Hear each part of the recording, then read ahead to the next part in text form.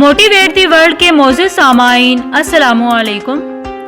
नाज़रीन मोहतरम, अगर आप अपने इर्द गिर्द जायज़ा लें तो आपको हर तरफ मुसीबत ज़दा लोग दिखाई देंगे।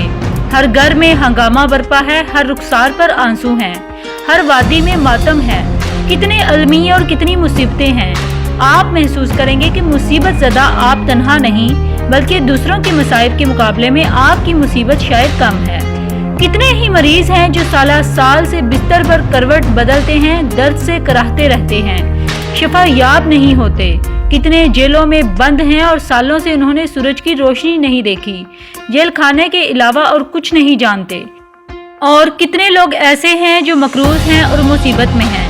आप उनके जरिए तसल्ली हासिल करें और यकीनी तौर पर ये जान लें कि दुनिया मोमिन के लिए कैद खाना है, गमों और आफतों की जगह है।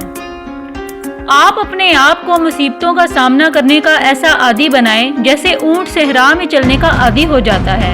जिंदगी के सफर में तवाज़ुन बरकरार रखिए, अपने इर्द गिर्द के और पहले के लोगों के नमूने सामने रखिए और उनके बीच अपना मुवाजना कीजिए, तो आपको जरूर अंदाजा होगा कि आप उनकी बनिस्बत ज्यादा बेहतर हैं। कोशिश करें कि अल्लाह ताला का हर हाल में, हर मजबूरी में, हर मुसीबत में शुक्र अदा करते रहें, क्योंकि वो अल्लाह बेनियाज है और वो ही मुश्किलों से निजात दिलाने वाला है।